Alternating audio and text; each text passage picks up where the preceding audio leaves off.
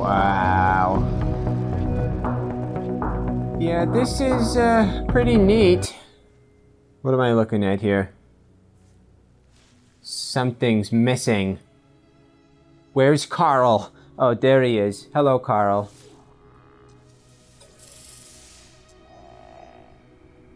Okay, all is right with the world.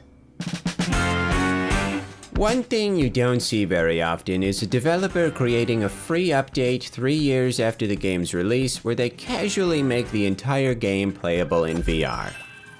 No Man's Sky is impressive and ambitious for many reasons, but the fact that this gigantic universe with 18 quintillion planets can be explored in uncompromising virtual reality is heckin' bonkers.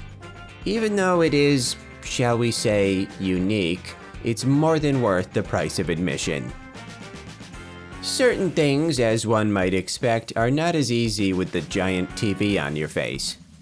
Menus in particular aren't quite so simple to navigate with the all shaky controller. This is when the press and hold functionality requires substantially more precision. Let me press it. Let me press it. Let me press the button. Oh, okay, there we go, look at that. There are a ton of menus in No Man's Sky, more than 0 even, and each of them require different ways to open. The multi-tool needs to be grabbed over your right shoulder like how I grab pineapples for quick access, and the visor gets switched on by grabbing over your left shoulder. I like to imagine I have a small chinchilla over my shoulder who I gently tap on the noggin to activate my visor. Oh yeah, that's a good Reginald. Who's so helpful? You're so helpful. Unlike most VR games, you can't drop your weapon, so you don't need to worry about teleporting it back to your paws or bending over to grab it off the ground. The multi-tool for me is actually much more fun to use when in VR. No thanks! Mining is much more engaging, and it's great to be able to look around freely because you don't have to stare at exactly where your multi-tool is pointing. This also spawned a renewed fascination for combat. Ordinarily, the shooting mechanics in No Man's Sky are serviceable at best, but in VR, everything was so much more visceral that I started to really get into it. Pretty soon, I was going out of my way to start wars with our robot overlords and purposefully picking fights with subterranean abominations. I may have created some lifelong mortal enemies, but it was worth it. Most of the time, you won't need to have your multi-tool out and will instead be doing a ton of pulling to activate things. Whether it's getting in your ship, opening a storage chest, accessing a teleporter, it's nothing but elbow exercise after elbow exercise. I hope you like pretending to open a refrigerator door because that's 90% of the game. Aside from this, there are a few other things you can thankfully grab onto and interact with. In your ship, you fly by grabbing the thrust and joystick, and you exit by pulling or pushing a lever. I was disappointed to find that you don't need to flick every single switch and press every button on the dash to start it up. You don't even need to put fuel in the tank and get frustrated when you put the wrong fuel in and have to get your cousin Thomas, who smells like mustard, to siphon your tank and replace it with the good stuff, which of course is more expensive, and then once your ship is up in the air though, the flying is more responsive than ever before. You may need to adjust your sensitivity settings as the default is quite emotionally volatile. The greatest aspect to piloting in VR is the ability to look anywhere you want. I quickly gained a new appreciation for the detailed vehicle interiors, which you just could never see on a flat screen. I did notice that there were certain things we were never meant to see, like how my Yellow Hornet's wings were magically gone. Looks so cool in there. Wait, where did my wings go? Thomas? Thomas? Did you take them again? And how the fire animation cuts off in an unnatural way upon re-entering the atmosphere. Pretty normal. Aside from piloting, another thing I couldn't wait to do in VR was driving exocrafts. Ooh. In these, we have a more classic steering wheel setup. Again, the sensitivity is real entertaining. Operating most exocrafts are like riding an emu. Yeah, this is where I wanted to go. The easiest to control is the Colossus, which is also the easiest to see where you're going. I would still recommend driving all of the exocrafts just to be able to experience sitting inside them.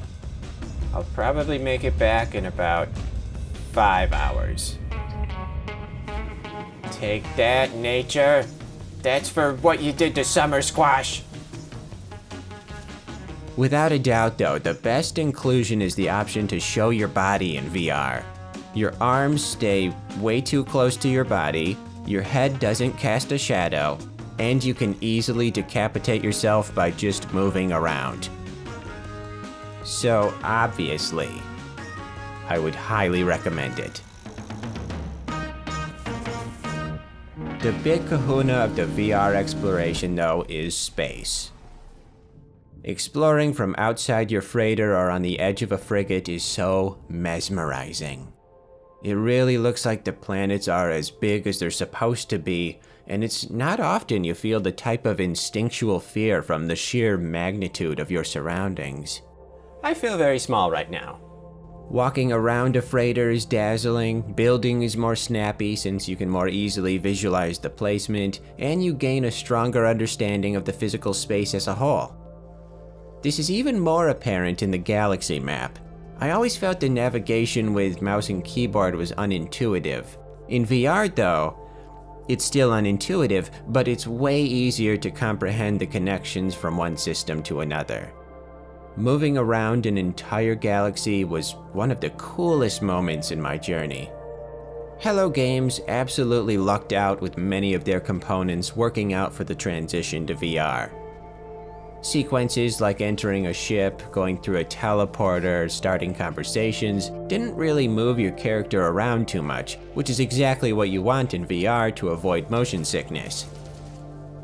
And shockingly, even with flying upside down, jetpacking in low gravity, and sprinting away from an angry mob that just watched me put a piece of cardboard into the trash can instead of recycling bin, I never really got motion sickness at all. Maybe that's just my superior VR genes, but that's undeniably impressive. And just as in life, the less queasy you get, the more you can do. As far as VR ports go, this is easily above average. It took me a hot second to get the graphic settings just right since initially I was getting a solid 7 frames per second. Cool. So I can almost see what I'm doing. The sweet spot between performance and quality was certainly at the detriment of textures and shadows, but it was worth the struggle. If you're having issues going through Steam VR, I'd recommend lowering the headset's video resolution per eye. There are the standard VR control and video settings which provide enough options to customize things to your liking. I didn't see an option to add alien hugs and kisses, but maybe it's coming in the future.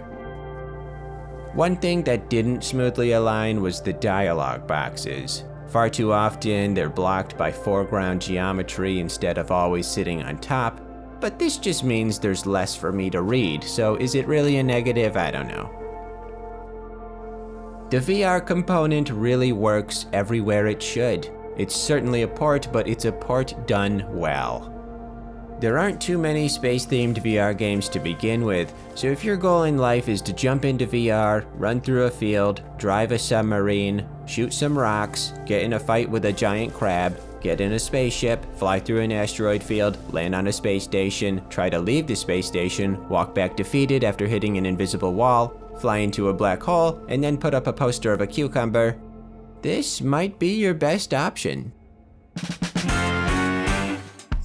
Many thanks for the participation of the viewing of this. If you want to join the Discord, you can do so. You can watch the streams on Twitch every Tuesday if you want. There's so many options, and there's also the option of not doing any of that because you do what you want, okay? Okay, great.